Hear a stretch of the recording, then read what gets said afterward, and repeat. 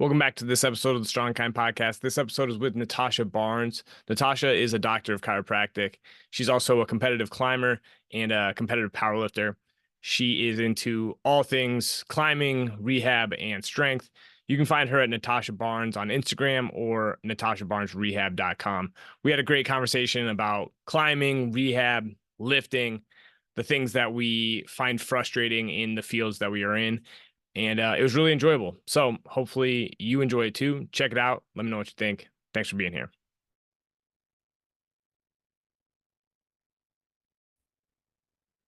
I'm here with Natasha. Natasha, I just briefly kind of talked about like your background, but I want to get into like before we went online here or live here, but I want to get into like what got you into coaching, what got you into fitness, what got you into health. Like where did that like originate and begin? Yeah, sure. Well, thanks for having me on your podcast, David. Yeah. Happy to be here talking. Yeah, how did I get started originally? Gosh, it probably goes way back to when I started climbing, which my dad got me into. My dad's also the reason I decided to go to chiropractic school. So my dad brought me climbing when I was like a little kid. Because I was always like, I never really jived with like team sports or Mhm. like ball sports or anything like that. I wouldn't have considered myself very athletic, but I really liked riding bikes. I really liked climbing trees, climbing buildings. Like, so I was always climbing on stuff. So my dad brought me climbing when I was like 11 years old. And we did that for a little while together. And then in high school, I met a friend who also climbed, and he had a car. So we would be able to like drive to the climbing gym and go climbing together. And we started climbing together, we started competing together, and kind of like the rest of that is history. And that's how I got into climbing. I got into chiropractic because my dad used to go to a sports chiropractor who worked with athletes, and my dad would take me to some of the appointments sometimes. And my dad really liked his chiropractor, always said great things about him. My dad was super athletic, did a bunch of different sports, and I got to see this chiropractor like help my dad. And I also got to see like this chiropractor's like office and practice. And like he had like a whole like hybrid setup where he had like a gym and he had like his chiropractic office, and he would kind of do like exercises with people and also like chiropractic work. And I thought that was pretty cool. And probably like way before its time too, because I think that's like a more popular style of practicing now, but like back then there probably weren't very many of that type of chiropractor. And so yeah, I decided to go to chiropractic school mainly because of that chiropractor. And I just thought his job was really cool, like working with athletes, helping them feel better, helping them overcome injury. And that's something I really wanted to do within the climbing industry because I had my own injuries from climbing. And at the time, there weren't like any doctors or any physical therapists or any chiropractors who knew much about the sport or like knew what to do about the highly specialized injuries that climbers were getting, which a lot of them are like finger injuries or tendinopathies or shoulder injuries. For me, it was finger injuries, and I was like really frustratingly told to just stop climbing. There weren't really any answers. I was told to just rest until my fingers didn't hurt, which with these types of injuries, like they don't stop hurting. Like if you rest, like some of the initial pain goes down, but like as soon as you start to climb again and start using your fingers at that level, like they continue to hurt. And so it was really frustrating. And at the time I was making my living as a professional climber. So being told to like stop doing that sport was not only being told to like let go of my identity of like who I was as a person, as an athlete, but also my livelihood. And so it was just a really depressing time in my life. And I eventually got over the injury by sort of like ignoring that advice. And I remember at a certain point, I just gave up and I was like, I don't know what else I can do. Like, I'm just going to climb on it. And like, I don't know, maybe it'll get worse and I can get surgery, or like, I don't know. I'm just going to climb on it because at this point, I don't know what else to do. And I started climbing on it, and I realized, and it started getting better. And at first I was like, I feel like I'm making this worse. And then I kept climbing on it like gingerly, and I noticed that it was getting better. And like this light bulb went off in my head, like, oh my God, you can't just rest this injury. You have to like use it to make it get better. and my fingers started getting better, and I was able to sort of get back and even higher than the level that I had been before eventually. But because of that experience and other injuries that I experienced as well, like shoulder injuries and stuff, that really made me want to get into like helping climbers, because it feels really bad. Anybody who's like an athlete or like identifies as an athlete or has something that they really love doing can relate to like being told like not to do that thing that you want to do like sucks. And I never wanted another climber to go through that. So I was like, I'm going to take it upon myself to like go to school, to learn about injuries, to learn how to help people so that nobody ever has to go through this again. And I'm like uniquely in this unique position to do it for climbers because I have high level climbing experience. And for some reason that the route I chose to took was like chiropractic, but I always had in mind that I did want to do like physio, like rehab, like that kind of thing, eventually. So Yeah. did that, and that's kind of like how we got to where we are now. Super cool. Gosh, I have so many questions off of that. That was like very good recap. Like, and it also one of the big things that I'm just some of the intent of like my so you follow me on Instagram. You started following me and you started liking my stuff. I'm like, oh, this is cool because I know this person, and they're like, this is someone I look up to. Especially on like the influencer Instagram space, because it's like, God, you just always feel like, what the hell am I even doing on here, right? Like, but it's funny you kind of mentioned like because I was literally just writing a post on like graded exposure and like learning to just manage stress. And when it comes to like being a chiro or a PT, I really don't care about my title. I just care about like understanding physiology and Yeah. stress, and then like what are we trying to do? And like the things that get my goat are like things that are kind of unfounded and not physiological, but you know, like, and then also just I'm a huge proponent of like the therapeutic alliance, right? And just being there to help and support people and not telling them to never do the shit they love again, right? Because like that's just not helpful. But the question I want to get to before I like we get into the rehab talk and like the shit that pisses us off, what does it look like to be like a professional climber? Because I didn't even know. I mean, so and I also know there's like bouldering and various things, and then you know everybody probably goes to the Alex Honnold, you know, oh like you climbing El Capitan, which that guy is insane, and Yeah. that show is awesome. But like, what does it look like? Tell me like what that was like for you, and you know, just give me a little bit about that experience. Yeah, totally. It wasn't super glamorous, especially not back then, like 10 years ago or 10 plus years ago. I've been climbing for like 25 years, so it goes way back for me. But yeah, I mean, I was getting paid to at the time I was getting paid to compete. So like if you win climbing competitions, I was primarily competing in bouldering, which is like I mean, climbing is getting a little more popular now, especially seeing the Olympics. Like they're all competing on Monday in the Olympics or Monday at the beginning of next week. If anybody wants to watch that, I don't know when this episode's coming This out, will but be out. This will be out honestly, like probably in like 2 weeks. So the Olympics will already be out. okay. But yeah, So you can probably find highlights or something if you want to yeah. see it. But yeah, so there's bouldering, which is like the discipline where you don't use ropes. The climbs are typically shorter. You do take ground falls in that sport, but it's pretty safe. There's pads and stuff. And like when we go climb outside, we bring like little crash pads that we can fall on so we're not falling on the ground.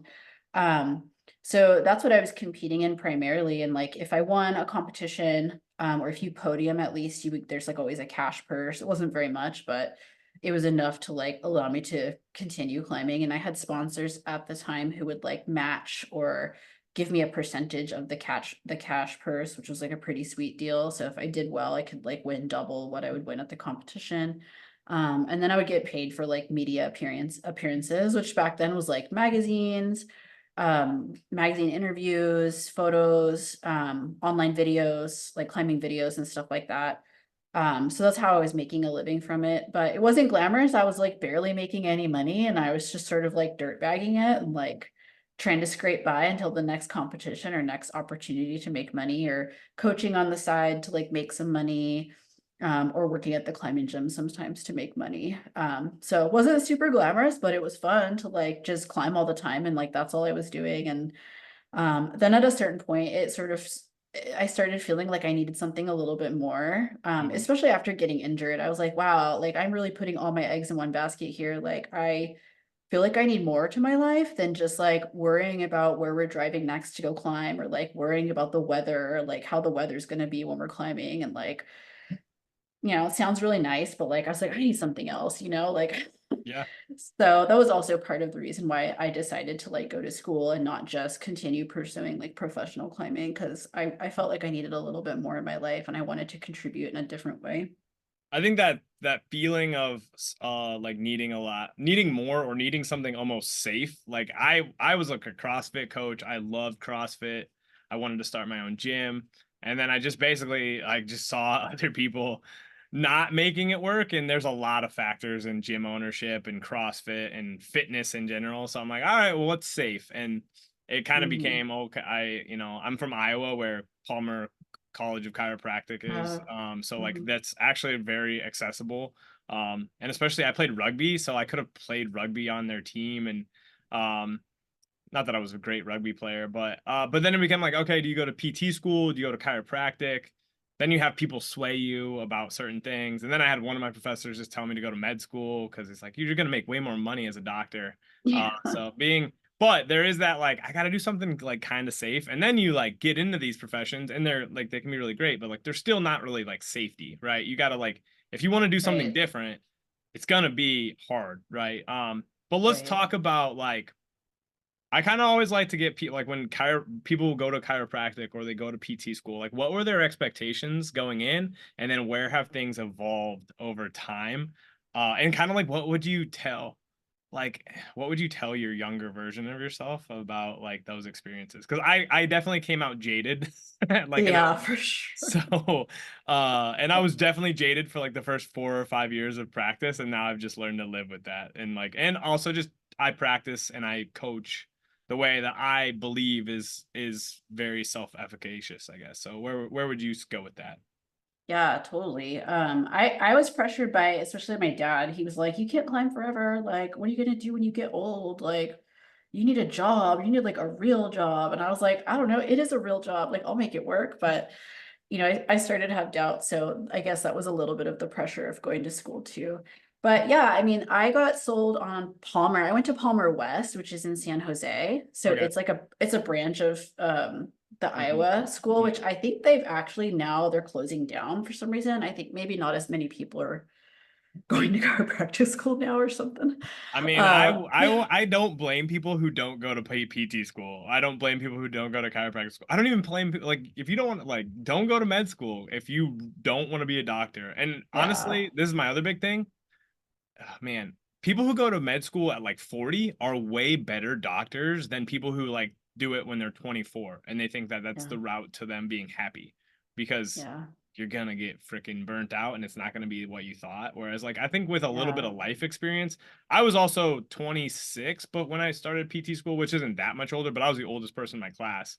And Yeah. I'd worked in a hospital, I'd worked other jobs, and I'd kind of started to see the bullshit of like our medical Yeah. system. And I think that helped me. It's helped me persist and practice the way I want, where as opposed to doing it other ways. But anyway, I digress. Keep going. Yeah, no, totally. I didn't start how I graduated when I was like 28 or something. So I guess Mm-hmm. I started when I was a little bit younger than you, but anyway, like yeah, I went to that school because they had like a sports medicine program, and like as chiropractors, we do get a lot of the same education as physical therapists, at least when it comes to like musculoskeletal stuff at my school at least. Mm-hmm. And there's also an extra state like board exam you can take to get like physiotherapy, like board certified like physiotherapy. Mm-hmm. Um, and so that was kind of what sold me. Like I didn't just want to do chiropractic, but I was like, as I went through school, I did realize that like it wasn't what I thought it was going to be. And I also like my views on chiropractic definitely changed because I mean, even that school, which is like maybe considered a little more progressive or a little bit more evidence-based, like we had a class that was like how to read research papers and Mm-hmm. like how to interpret evidence and stuff like that, which was really cool, but it actually backfired on the school a little bit, at least for Yeah. me, because I was like, wait a minute, like you just taught me how to read a paper, but like this paper isn't like saying what you're saying chiropractic does, and also like it's one paper and there's all these other papers like. Hmm. And so, I mean, I really thought that like chiropractic was like a thing, and like I believed that, or like I thought like, oh, it makes sense. Like, your spinal column's out of alignment. It could be pinching on a nerve. If you're pinching on a nerve even a little bit, like the things that function because of that nerve might be like not functioning as well as they could. So like, why wouldn't I want to help people like with that? And then as I learned more about it, I'm like, oh, that's not really how it works. Yeah. Um, and like I did practice chiropractic when I graduated. I was like super jaded and I was like, well, I'm not going to do like the old school, like, I don't believe in like vertebral subluxations. I'm not going to sign people up for like lifetime care packages. Like I'm really just here to like get people feeling better and like get them back into their sport. And I still practice chiropractic at the beginning of my career for a while. But the thing that I started, and I tried to be very careful about my narratives, even though probably at the beginning I could have been better. I could have been better. I think clinical athlete had like a really big influence on me, Hmm. like Quinn Hennick and Derek Miles. And there weren't a lot of like chiropractors. Michael Ray was around. There weren't a lot of chiropractors talking about chiropractic, like specific stuff. It was a lot of like physical therapists talking about like physical therapy Hmm. concepts, which still applied. But yeah, so after a while, I started realizing that like my clients would come in sometimes and they would be like, I'd be like, well, did you do like these exercises that we talked about? Like, or did we follow the plan? And they're like, no, I mean like a little bit, but like I kind of just want you to like crack my back again because that like felt like it helped. And then I'll just come back again in like a few weeks and you can do it again. And then like, and it like gets me to where I can like climb pain free. And I'm like, oh, okay, well, like that's not, I don't want you to like have to come back for like adjustments all the time. Like I want to like help you rehab and recondition for your sport so like you don't have to come back. And like I started realizing that some of my clients just wanted to get cracked or like wanted to get like cupped or wanted to get whatever else I'd done to them. And like I didn't, but like that really wasn't what I wanted people to be coming back for. It's great for business because like cool, return client, but like Yeah. that's not my mission with my business, So I started like slowly phasing out like chiropractic care and like manual therapy and stuff like that. And then I was doing a little bit of stuff on the side, and 2020 happened. And then we all had to go online, but I was already doing some of the stuff online, like doing consultations and stuff for climbers and other places. So it was actually like perfect timing. And I transitioned completely online and like do what I do now. But I think I lost a little bit of track of like what we were talking about there. No, that's kind of the goal. Honestly, that's like my goal with people is like I just want to see where they take things.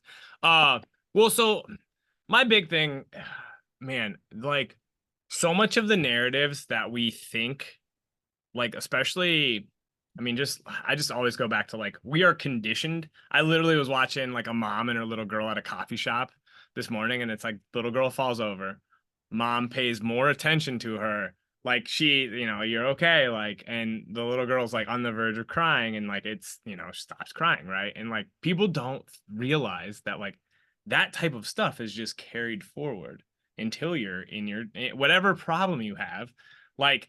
And it's not that that's bad. Like it's good for a mom to pick up their child and care for them, right? But like there is a huge component of some people, like I'm gonna sound like a dick when I say this. Some people want attention, right? They want some form of positive attention, and they also want something done to them because that's the narrative they believe.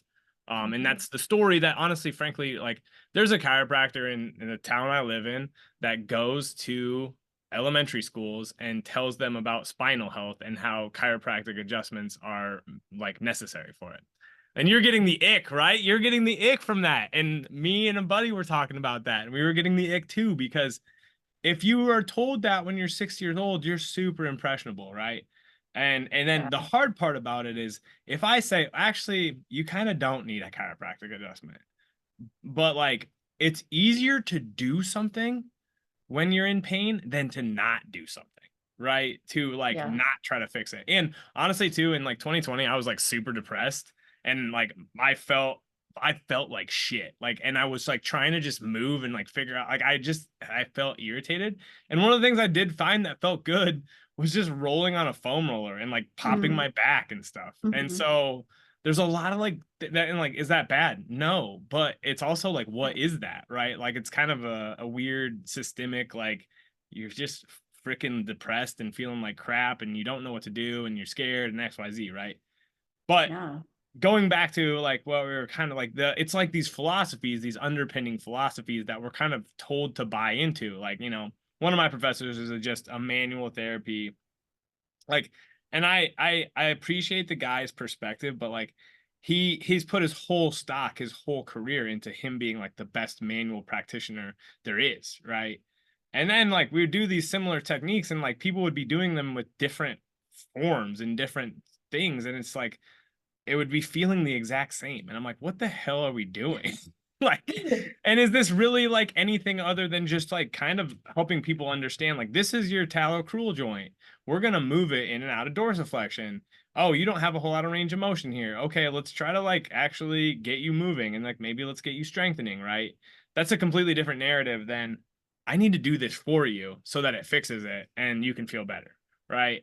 And my big thing is always like, okay, what happens when that person doesn't feel like it works? Does that just perpetuate them feeling like they're jacked up? And that's like my Yeah. underlying thing, right?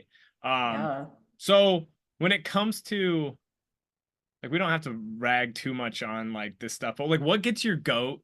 I don't know if, do you know that expression? Like, gets your goat, like pisses you off. Like, Kiss my goat. that's like I perseverate on like, like a couple weeks ago I was saying some other dumb expression. Like, I don't even know why I'm saying this, but like, getting your goat is like, yeah, like what pisses you off. But Yeah. what are things maybe with as pertaining to chiropractic and then climbing, right? Because I think dude, all the sports, sorry, I didn't mean to call you dude, but I do use the word dude too. I used to do it all the time, no matter what. So yeah. But like climbing, like for me a lot of it's like lifting in sports. Like people think, oh, this is what you have to do for lifting or whatever, but like what are the things that you're like, oh, man, every time you see it you're like, it gives you the ick. Yeah. Oh my gosh, there's so many things. I mean, I think the biggest thing for like chiropractic or any kind of manual therapy is like the narratives are important. Like, yeah, it feels good. It can feel good, and that's fine. Like, and if somebody wants that or somebody wants to do that to like help someone feel better, I think that's fine. But I think we have to be really careful with the narratives that we give people, because I did see it where people like started to feel really broken or started to feel really hyper vigilant about their bodies or really fixated on like one thing that you said about like the way you phrased it, and they're like, this thing is doesn't work right, it doesn't work right. Or like people would come in obsessed about their posture because somebody told them they had bad posture and that's why they have shoulder pain or whatever. And like, as we know from research, we can't really fix someone's posture. Like they can feel better without the posture being fixed, but these people would feel better, but they're like, but my posture, like I'm so worried about it, like you got to change the shape of my spine. I'm like, oh my God. And they're just like so hyper vigilant about it. And I think that's where it can become really problematic, is if we're giving people these narratives of being broken. And how is that any different than just telling someone like, oh, well, just don't do that sport again because it's too dangerous, like Yeah.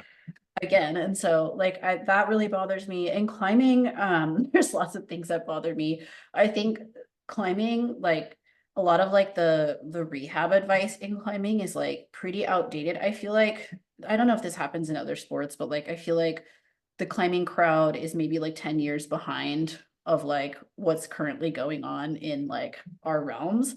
So like a lot of people are still fixated on like posture, or like are still fixated on like activating like a tiny specific muscle to fix shoulder pain, like or things that like kind of just don't really matter. We just need to like recondition the client and get them load tolerant. Yeah. And so those kinds of narratives like really, really bother me. And I get it, like people like how those explanations sound, and like when you explain it that way and you narrate like a clear path to like fixing it, it makes sense to their head, instead of like, no, you're fine, like we don't got to worry about that, let's just recondition you, let's get you load tolerant. They're like, well, that sounds way too simple. Like, Yeah. no, no, no, no, no, no. I need to get my serratus anterior firing.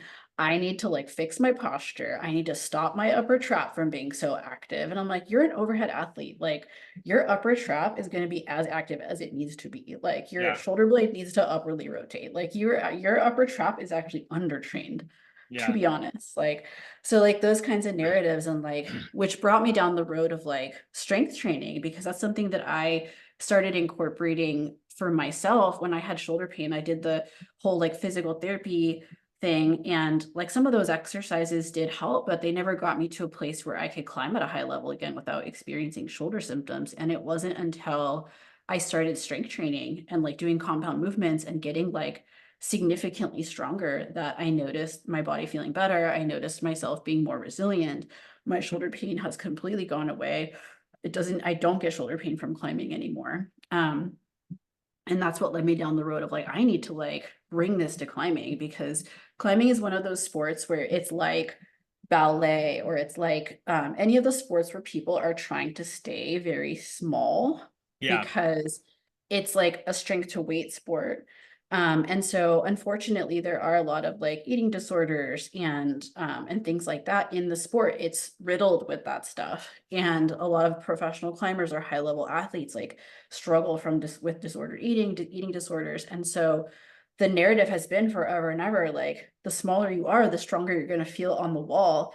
And what I always try to tell people is like, that narrative sucks, first of Yeah. all. And like, you don't realize there's more than one variable we can manipulate there. Like, you can get smaller to feel stronger, like temporarily, because eventually that's going to catch up to you and you're actually going to start feeling weaker because you're not fueling yourself. Or we can actually get stronger. And the stronger you are, the more of everything you can do. And you're going to feel stronger on the wall. It's not like it's dead weight that's like you're carrying up the wall. Yeah. It's stuff that's going to help you in your sport. Like, Yeah. and so that narrative is like a big one for me. And you know, as someone who was a professional climber, like I definitely struggled with like disordered eating. I never had like an official eating disorder, but I was trying to keep myself very small. Like as an adult, I've been as small as 99 pounds. And I've also been as big as 162 pounds for bulking up for powerlifting. And that's like a huge range. Mm-hmm. Mm-hmm. And so I've been through all of it. And I'm really trying to spread this message now for climbers like, hey, it's healthy to strength train. Like, not only is it good for your future health, but it's going to make you more resilient for your sport. And it doesn't, like, especially if you have like an injury or something, doesn't come with all those other narratives. It's just like, we're just reconditioning you, we're just making you more load tolerant, we're just preparing you for the sport. I'm not like making you feel broken, we're actually like empowering you. And for a lot of people it is really empowering to learn how to strength train and get strong. So I love it for climbing, and that's sort of like my main thing in my business right now, is like bringing strength training to climbers and like busting that myth of like being smaller, being lighter for climbing, instead being like stronger, being more resilient for climbing. Yeah. No, I love it. I think like that's another just overarching I mean, a lot of the people I talk to are on the similar wavelength, right? Of um, like a lot of physiology is very, very complicated, right? But like human outputs are like relatively like minimal, right? Like you have strength, like you say, have force production, which you can do at a variety of speeds, and then you have like muscular hypertrophy, and then you have like aerobic conditioning, and like we could call like like physical qualities like mobility, flexibility, or like there's not that many of them, right? And what people get fixated on is, and I think this is a tale as old as time, right? Is like, oh, there's this thing that's gonna fix me, and it's like this one thing. And because I've gone down that rabbit hole. I thought the thing that was going to unlock my squat was talocrural mobs, right? And or like banded joint. I did the Kelly Starrett banded joint distraction every day for like a freaking year, and then but I would still go and I'd load up like 90%, and it would just bury me, right? And I'm like, oh, so it's like, and it was just because I didn't train well. But then like Yeah. I'm like, all right, I kind of just went to physical therapy schools because I wanted to like fix myself, right? Like that's probably the big motivator.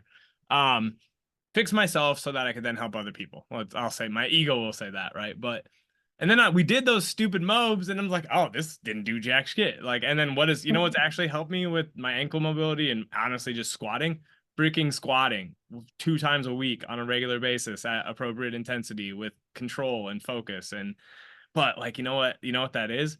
Hard. And it takes time. And like Yeah. you have to suspend your ego, right?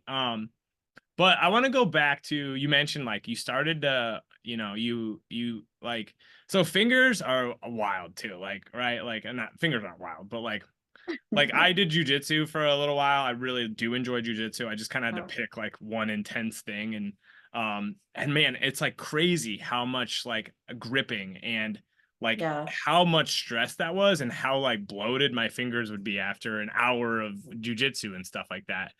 And then I'm like, well, shit, this is the same as like a knee. When a knee can't tolerate the stress, it's gonna swell, right? And it's gonna be painful, right? So like, how do I do this? And it was like it was like, well, I can either get stronger, I can either back off, or some combination of both, right? Um, and you kind of talked about when you reintroduced climbing, it was like you did say like, okay, I can climb, but was it like I have to back off on how much I'm climbing? Do I do different decreased difficulty? Then did you also figure out like maybe if I get my legs stronger, it's less like, being generally stronger is helpful? Like, what did that look like, and what was your rationale and thought process as you started to get there? Or maybe that was what led to curiosity about, the body in general and that type of stuff.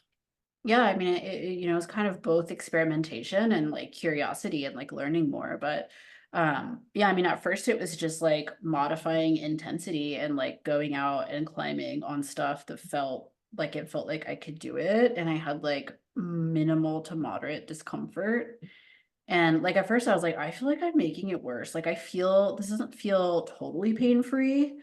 Like I feel something, but I'm like, I've already tried the like pain-free thing. So let me like lean into this a little bit and see what happens. And it did start getting better. And that's like a big thing that I talk to a lot of my clients about, especially with like finger injuries or with tendon injuries. It's like it's okay to have a little bit of discomfort with the rehab process. I think that that just means that we're getting an appropriate stimulus. And like a heuristic or rule of thumb that I use for a lot of my clients is like, as long as like it's tolerable for you during your session and your symptoms are returning to baseline within like 48 hours, I think that that's probably an okay amount of stress. And it's telling us that like your fingers or whatever we're rehabbing was able to tolerate that and recover from it. And we're probably good to go. And I'm always like, no hard and fast rule. Like if it's 50 hours later, like I'm not worried about it, but like somewhere around there, we're probably Yeah, okay. people And people will be like, oh, it was about 52 hours, like, and they're like, oh yeah. gosh, I'm broken, right? I have had people do that, so I say that now because they're Yeah, like, no, "I know it's been 52 hours. I don't know." I'm like, it's probably we're fine. gonna be Like, okay. Yeah. yeah, it's like it doesn't have to be exactly We 48 can get hours, into but that a little bit. I just want to earmark this because a lot of my job now is literally just, and I'm okay with this. Like, this is this is one of the big things I'm trying to do, is just like suspend your ego, dude. Just support people. Just, I have a uh, girl who's in PT school.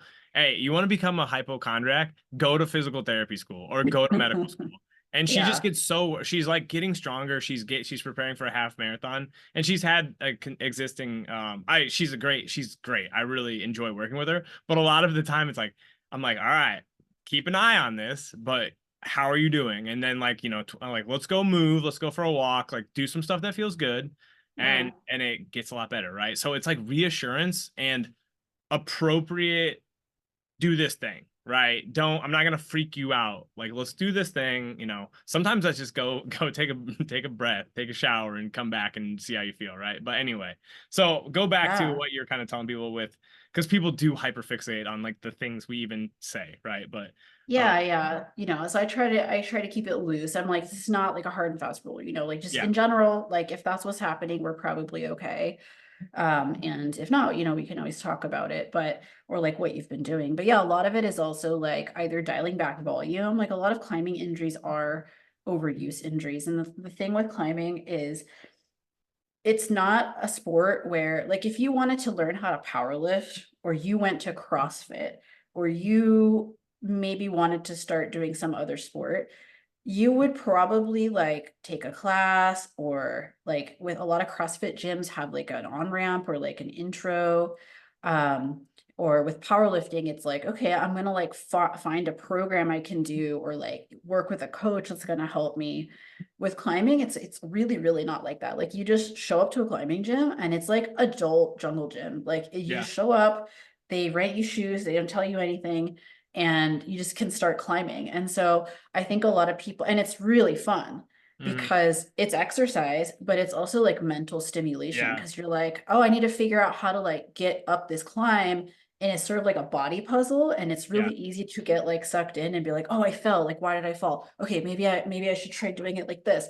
And you get really sucked in, and because of how fun it is and how much it doesn't feel like exercise sometimes in the moment because it's a puzzle, Yeah. people can really overdo it. And there's no precedent when you go into a gym like, okay, yeah, you go to the climbing gym, you take the class, you follow a program, you do this progression, and like that's how you become a climber. That doesn't exist. And Yeah. so people just come in and like do it, get really obsessed, do way too much of it, and like start getting injured. And like the thing about our fingers and like our wrists and our elbows, we're not really made for like that kind of thing. Like we're not made to grab onto like a little credit card edge and like crimp our Oh, fingers yeah. down and yank our whole body weight on it. Like Yeah. our fingers are not made for that really.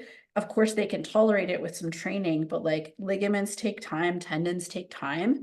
And oftentimes people's skill or people's like stoke for the sport is like ramping up faster than like their ligaments and tendons can kind of handle. And it's really hard to tell people that because they're like, it feels fine though. And I'm like psyched and like, I want to go back the next day because I got so close to doing this climb and I just want to go back and do it. And like so I really have to talk to my clients about like, I know you're psyched, but like we gotta ramp down your frequency or your volume. Like this, it's happening because it's an overdose issue. It's a dosage issue. Like you're Yeah. doing too much and your fingers can't keep up. So we have to modify that. And it doesn't matter how much rehab we do. It doesn't matter how much we train your fingers or how much other stuff we do. If you're going in there and overdosing, Yeah. you're gonna have the same problem. So God, I'm gonna keep beating that narrative for a long time. Is that you're just overdosing what you can tolerate, and that like that's also like the most. It's like such. It's the best thing you can. It's the best thing for you. It's like you're not broken. You're just doing too much, and I've no. never really had it framed that way. I'm not a climber. I do. There is a climbing wall in town that I'm after this. I'm probably gonna go do now. So, but I have climbed a couple times, and it's very enjoyable, right? And you're 100% right. Like it's it is a uniquely it sounds like a uniquely good way to stimulate your brain in a way that is fun because we do like to solve problems and puzzles. But like yeah, like um and people do this I think people do this across every domain is like when you find something you enjoy and that makes you kind of feel good, you like want to do it all the time, right? Yeah. And that's great as long as like you can kind of balance it and handle it. I'm a chronic overworker. Like I love to like my wife's just like, can you just sit still for the rest of the night? I'm like, no, I gotta go like ride the bike or do something or whatever. And most of my problems when it comes to like prop lifting and even business are just neuroticism and obsession, right? But like when it is that's why like it's important to let's play this long game because you like doing this, right? And people do this in powerlifting, they do it in Olympic lifting, they do it in CrossFit is like and running. I really like this. I'm gonna do it so much, and then I'm gonna burn myself out, and then I'm never gonna want to do it again, right? Because or I'm gonna feel like I broke myself and it wasn't for me. And like it's so important to help people just like, hey, let's play the long game. You like doing Yeah. this. It's a cool hobby. And you can do multiple things. Like that's the other thing. Like you can power lift and climb, right? Or you can Olympic lift and climb. You can CrossFit and climb. You can golf and CrossFit, right? Having a couple outlets is good. Um, Too many people like get obsessed and think that they got to be Tiger Woods with their thing, and like that's another big thing. Like go do something else that's stimulative and beneficial, and then come and do that in tandem with this. Yeah. But how you just talked about climbing like made it seem really really cool. So now I'm gonna have to freaking go try it out more. So um, It is pretty cool. It is pretty cool. And people get pretty hooked on it because like I said, it's like a puzzle. And like there is a way to get up to the top. You have to figure it out with your body though. yeah. Have you? So I didn't want to take it here because I think boulders get mad when people talk about. I don't know. I don't know. I like when they get talk about Alex Honnold. Like, have you seen that movie? Oh yeah, I know Alex, so Do you know? Okay, that's dope. yeah. Well, like he's just like the epitome of like just upset. Like that's what people think. Like, oh, okay, and the dude's also like got sauce. His fingers like are incredible to me, right? But and it's super cool, and it's I love when people are obsessed like that. Like I think it's Yeah. awesome. I also we watched that movie. We watched that movie a few times. And my wife was a dancer. She was like a classical and ballet dancer and danced all the way through college. But she works out and stuff, but she does not care about fitness nearly as much as I do. And she's a physical therapist. She just wants to help people Oh, with okay. whatever. But there's that scene where he talks to his girlfriend about like basically he's just nonchalant about like their commitment to each other and if they die. And then he's talking about how people want to be comfy. Some people want to be comfy, cozy, and like that's not how you achieve greatness. And I'm like, yeah, you want to be comfy, cozy, and I want to be greatness. I want to achieve greatness. And she's like, yeah, that's pretty much it, right? But um, I don't know. I got tangential there. I apologize, but it's It's it's okay. super cool. And I mean, it's people need. This is my other big thing, and it's in our era we have so much access to information and it's awesome, but like people need physical things to do. Um, Yeah. like and climbing, something that stimulates your brain and your body in a good way is really awesome. So when it comes to like keeping people like climbing and like your mission, what are you looking to do and how can you help climbers? How can you help lifters? Like what are the overarching things that are kind of guiding you at this point? Does that make sense? Yeah, that makes sense. I mean, a lot of it is like getting people to realize that it is a sport and that they are athletes when they participate in climbing. And because of that, they should follow a program or some structure when they go to the climbing gym and be mindful of their sessions. Like I always tell people, especially when I get like chronic finger injuries, because it is a dosage issue that people aren't thinking about. I'm like, if you went to a lifting gym, like you would know exactly how much weight you lifted. You would know how many reps and sets you did. Like you wouldn't just like go in the gym and do whatever, pick up whatever weight, do whatever rep and set scheme. Like you would know what you're doing. So like why aren't we doing that with your climbing sessions? Like why aren't we tracking your climbing sessions or being more mindful about what we're trying to accomplish in your climbing sessions? And then also incorporating like strength training as GPP for climbers. I'm like, this Mhm. is general physical preparedness for your sport. And it's something that every single climber needs to do because climbing is a highly specialized sport. And we need to have some base to support that at a minimum in our off season. But for a lot of climbers, they don't even have an off season because it's so fun. They're doing it all year, or they live like in California, especially where I'm at, you can climb all year somewhere in the alpine in the summer. You can climb in during the winter. There's you can climb all year round. So there's really no off season. And so I'm like, we need to figure out a way where you can incorporate this regularly into your routine. And it doesn't have to be a lot of training. Like we're not training for powerlifting. Like I'm a competitive power lifter and I got into powerlifting because of strength training. And Mhm. so I train for that, but like that's not how climbers need to train. And they don't need to do anything like they don't need to do like a high volume program or like tons of frequency. Like I'm like, let's at least make sure that we're meeting the physical activity guidelines of like 2 times a week, full body strength training. Mhm. And climbing is not enough for that. Like everyone's like, well, climbing's really upper body. I'm like, a little bit, but it's like a lot of pulling and not a lot of anything else. And climbers end up being really underdeveloped, even in their upper body in specific ways. And so, doing a well balanced strength training program is going to help keep them more resilient for the sport. It's going to allow them to climb. A lot of people, when they get into climbing, they're like, I love this sport so much. This is a lifestyle sport. Like, I want to do it for the rest of my life. I want to like be climbing when I'm like 65. I'm like, okay, well, if you want to do that and you say it's a lifestyle sport, like, let's start supporting you for that and let's start strength training a little bit regularly. And that includes fingers for climbers as well. Like we're doing specific finger training programs for them as well, because that's part of the sport.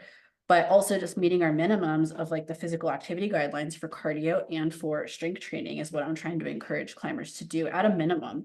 And then if they have like gaps in their climbing or like rate limiters in their climbing that they want to work on, or an injury where like they need to pay a little special attention, like a hamstring injury or something like that, then maybe we do a little bit for that. But at least doing that and like being more mindful of our climbing sessions and like actually scheduling them like we're athletes is sort of like the main thing that I'm trying to get across to climbers. And also like these more, I don't want to call them more advanced, but like less traditional like rehab protocols where like we don't need to do the yellow TheraBand for 3 sets Yeah. of 10 for like 8 weeks, or like some people are like, yeah, I've been doing these exercises for like 5 months and my shoulder's still not better. I'm like, okay, it's because it's really underdosed for like what you're trying to get Yeah. back to. Like we don't maybe we could start there if like you are really that sensitive or you're post-surgical or something, but we need to actually like be making sure that our rehab is matching the demands of our sport. And if we can't start there, that's okay, but we need to get there. And Yeah. so also driving that point home to climbers when they're injured. Yeah. The underdose. Oh man. I was thinking about a post. I just lifted before we hopped it on, and I was like, when I'm lifting is when most of my like actual good content ideas just pop up because like I'm just actually doing the thing right. But like, yeah, the hard thing about like being, man, I don't know if you think this too, but I think everybody in like school or coming out of school thinks there's like perfect programs, like, and very much into like, Yeah. oh, if I get this perfect, then everything's gonna be smooth. And I can't, and my bias is that like that's bullshit, and like really what you're doing is continuously adapting, and like as a coach, your goal is to help people understand how to adapt for themselves, generally speaking. Like, um, Yeah. but like, yeah, if we're doing the same thing week one that we were doing week six that we were doing week one, and it's not for a really good freaking reason, like you literally, just it's been the same level of pain or the heart. I will say that for like running stuff, like honestly, people don't give themselves enough grace. Like I have a guy who's like, dude, he's just super, he's getting into, he wants to sprint and run, and he's just hasn't done it continuously for a while. I'm like, it can take a freaking while for you to feel like you can tolerate the running that you did when you were like a 20-year-old, right? Because like Yeah. that you when you're a kid, I think we take for granted, like I take for granted how much I just kind of like ran and played, and then how that helped me do that throughout high school and even into college. And then I stopped doing it for like 5 years, and then it's been a pain in the ass to like get back into it because it's like you just took away that like repetitive practice of that. But Mhm. I anyway, like the real goal of coaching, in my opinion, is like just helping people actually learn to adapt their program, and like Yeah.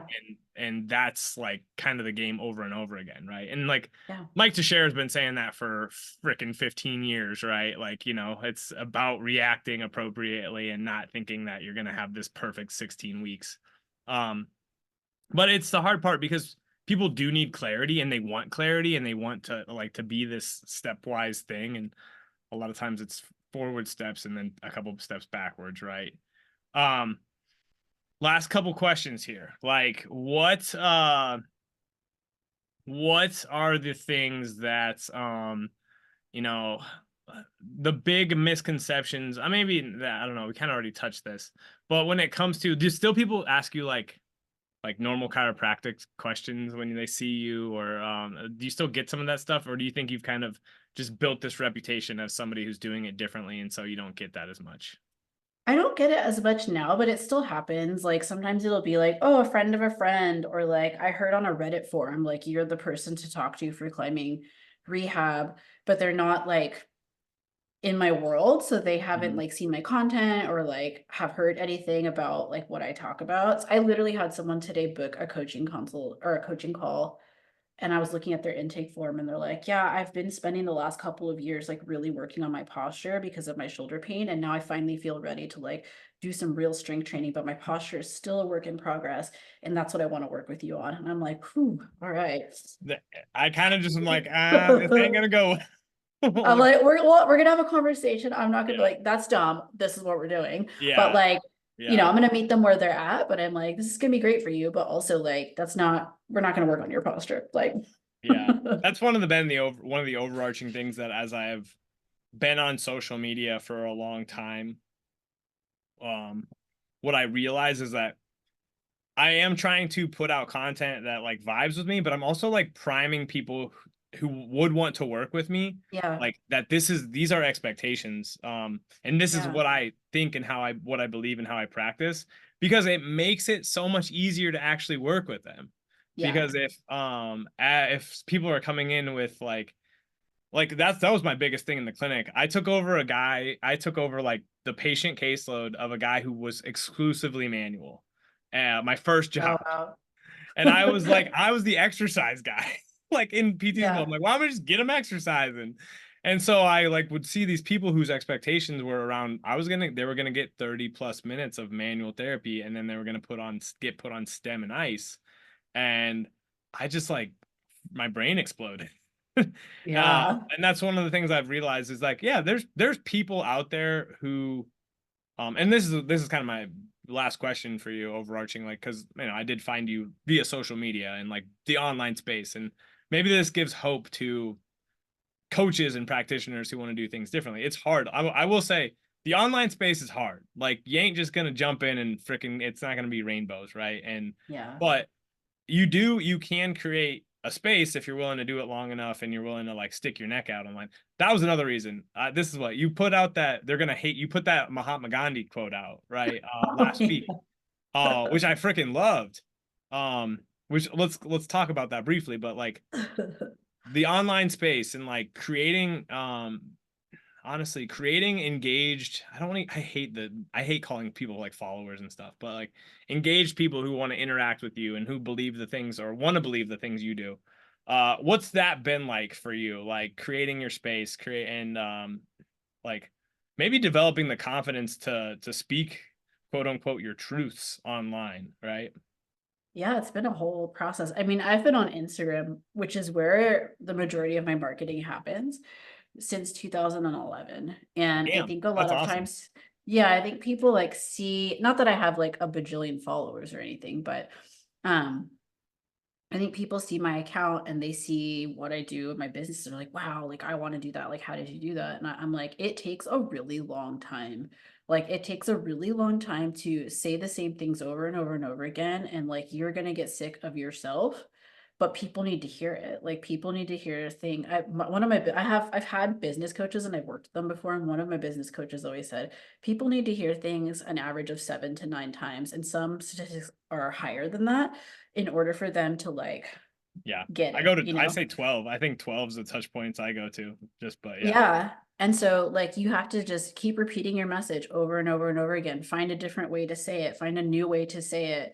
And just keep putting your stuff out there. And it's hard because there's a lot of competition, especially now. Like it was a little easier in back in 2020, like when I actually got a business coach and got help with my social media marketing, it was much easier because like there weren't as many people, and now there's a ton of people since pandemic. Like there's a lot of competition, there's a lot of noise, so it is a ever changing landscape. But I think if you find a unique way to say something, or you find a way to say it that resonates with you and people will resonate with you, like you'll find your audience. And like you don't have to have like a big audience either. Like you can have a really small audience and have like a really big impact or have a really successful business if you're saying the right things to the right people and like actually reaching them and like educating them and like telling them what they need to hear.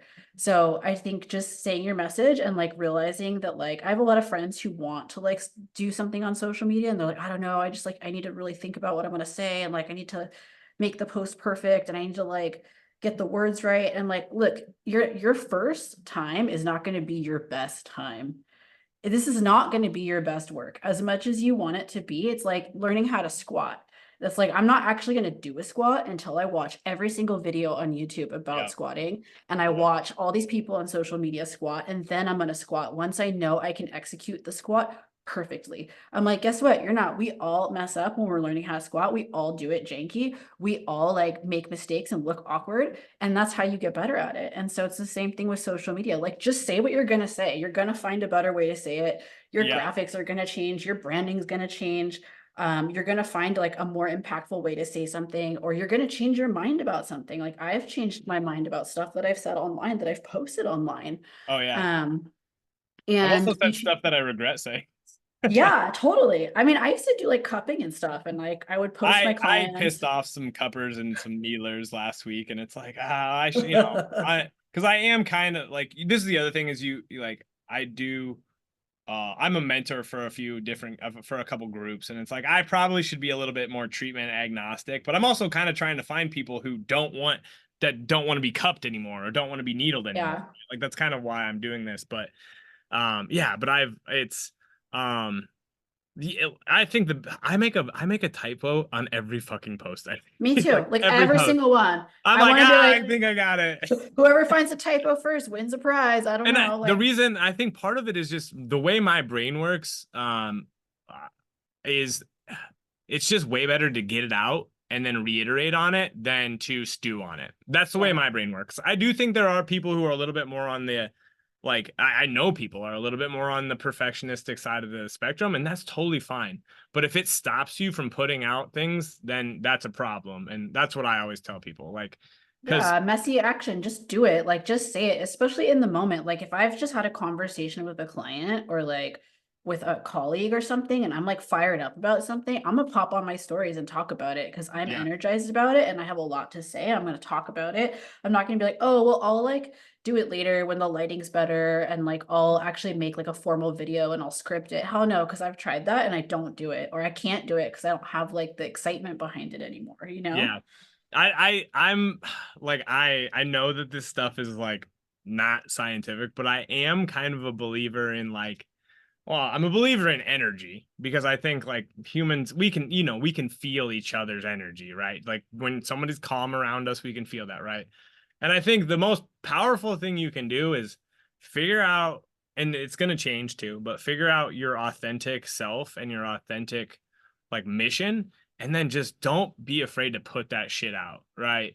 Yeah. You're going to get a lot further putting out your authentic mission than I always go to this example. If you're a girl and like you're gonna put out your butt everywhere, just know that what you're gonna get is your butt. Like that's what people are. And but if you want to sell some strength program afterwards, like it's gonna have to be about your butt. Like you know what I mean? Like it's not gonna be about like powerlifting well or XYZ, right? So put out, and I get that hey, that's a great marketing tactic, right? A classic one. And power to you. I don't have a nice butt, so it doesn't work that well. But like put out what you want the world to see, and it's way better if you have 5,000 followers who actually care than Yeah. having 50,000 who don't give a shit, because that's like the other thing. It's like, well, Yeah. if you're especially like in our landscape when we are professionals trying to help people professionally, right? Like Yeah.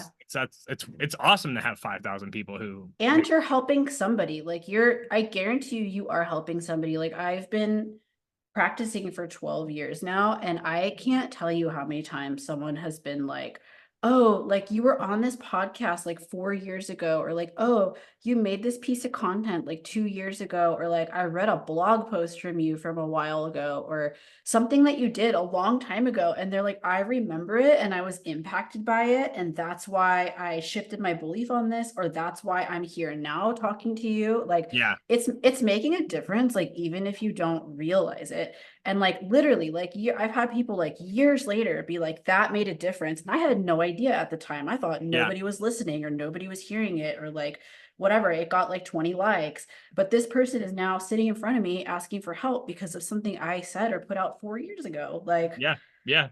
I mean, to some extent, like me seeing you putting out stuff a while ago was like at least an idea, put an idea in my head. Okay, like this is doable. I mean, Kelly Starrett, Kelly Starrett, everybody knows Kelly Starrett. I mean, like I I look back on the stuff and I'm like, that dude, I think he's probably he's probably a super dope guy. I don't know if you've ever met him, but not in he's probably a person, but super dope guy. But like a lot of the things that I was exposed to by him, like aren't really the things that have helped me, right? I'll just say that, right? But him being on YouTube for like 365 days, that first no those you like your mobility wads, those early things, like planted yeah, in the seed in me that like, oh, like you can influence people in a positive way and get them trying things. And that was like, okay, cool. That guy did that. What's the principle there, right? You posting on Instagram for 11 years or 2011, right? Like, okay, what's the principle there?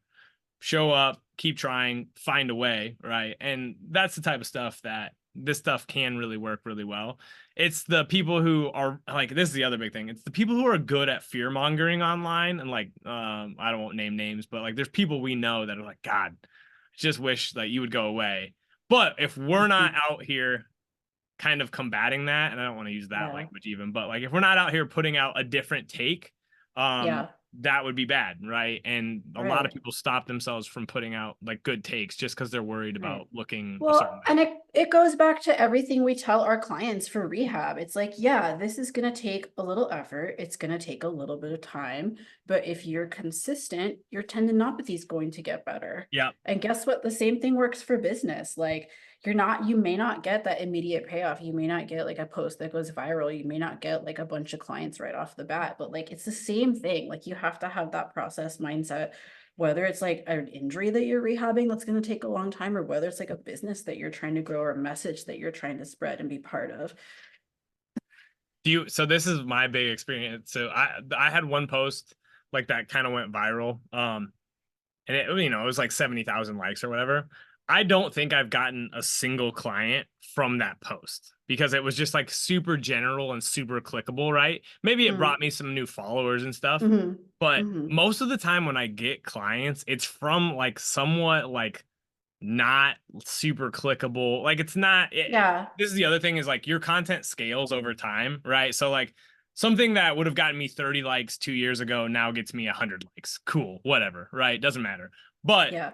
a lot of times it's like I talk about treating knee pain and somebody like they read that and they're like, oh, okay, this is different from what I've been exposed to. Okay, maybe Mhm. I do want to talk to this guy. Like that's the type of stuff that actually gets you clients, Yeah. not the shit Yeah. that's like super clickable, super shareable per se, because like that's just Yeah. stuff that is about that's like Instagram being Instagram, like just Yeah. entertainment or maybe education. So anyway, Right. but I don't It's know if that's nice for visibility. Like, if you can have some posts go viral, like it does get more eyes on your content. Like, you might get hmm some follows from it, or you might, the algorithm maybe is pushing out more of your content to people. But it, like, yeah, you're not getting the clients from that stuff. It's the other stuff, like the perspective shifting stuff or the educational stuff that you're putting out there for people, that is getting you clients. And like, even though it's not getting the most likes, it still has a lot of impact.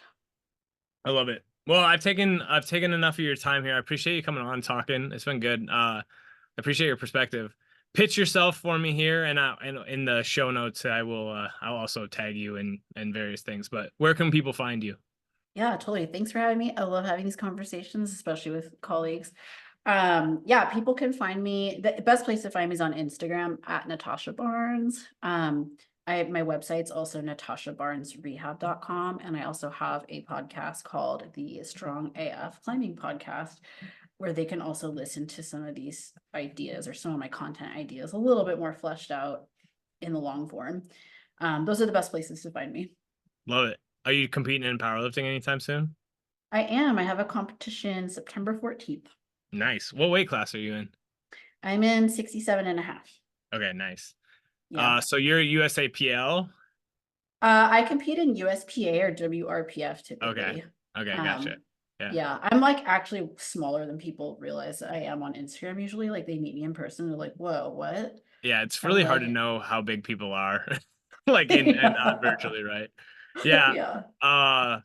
I have a client who's like she wants maybe we're switching to powerlifting America because there's a 63. Women have it rough because like being a smallish woman like 60 to 67 and a half is a big jump. And those are the two categories, right? Like for I US. think in, yeah, in USPA and WRPF, I think it's like 60 to 67 and a half. So 67 and a half is 148 pounds, and 60 is like 132. Yeah. Which is like kind like if you're like that's a big jump for some people. There's the powerlifting Yeah. America has a 63 and it's hard. Weight class sports are kind of interesting and stuff. People get Yeah. very neurotic about their weight with, within some reason, but and climbing Yeah. you said we talked about that earlier. But good luck on that powerlifting meet. Let me Thank know how you. you do. Powerlifting's cool. It's really I just fun. kind of get bored. I Oh, really? I love it. I don't know. I'm like a creature of habit. So I'm like, oh yeah, Monday we're doing this, Wednesday we're doing this, Friday we're doing this, and then we're just gonna like do another block in like another few weeks. I'm like, I just keep showing up and I just keep getting stronger. This is great. I do think that is like a that I like powerlifting meets, and I think there's a certain element of I think the one thing that's tricky about them is like powerlifting. The goal is kind of stiffness. Being pretty stiff is like advantageous, and Yeah. like I powerlifted kind of really like consistently for about 3 years, and then I went and tried to play rugby again, and I just felt like Oh, shit. yeah. And I'm actually, I was stronger. I just didn't. And some of it's just like now I could be like, well, Dave, you could have done some more GPP oriented stuff and been fine, but true. that's the way we Yeah. kind of are with I stuff. mean, So you do get stiffer. Like I'm pretty hypermobile, so yeah. like really like I feel like I score really high on the Baden scale. And like maybe like an 8 out of 9, I think. Hmm. And so powerlifting has made me stiffer, but like I just feel normal now Yeah. because like I I was needed that already stiff. stiffness. Yeah, I was already hypomobile. So hypomobile. So yeah, it just made me feel more stiff. So but that's kind of the game. So I just Yeah. also think powerlifting is an awesome thing to kind of pick up in your 40s and 50s and 60s because it's like it, Yeah. I there's just I don't know. You can train for anything at any time. That's kind of my big thing anymore. It's like you can do whatever the Yeah. hell you want. You just gotta balance it well, within Yeah, reason. it's And really just cool to see that you can still be an athlete and keep getting stronger at that age. And powerlifting really like hammers that home. And like you do need to be strength training for health. So like at least yeah, for me, it's convenient to have a sport that I like that keeps me doing that, you know? yeah, 100%. Do you follow Angus Bradley? Oh, I love Angus. Yeah. Okay, so I actually work with Angus. He's like my coach right now, and I most of it's just I just like him. I think he's funny. He's Uh, funny. Yeah. but then Will Rattel's the other big person that's been a big influence on me lately. If you don't follow Will Rattel, he's freaking strong, Oh, and cool.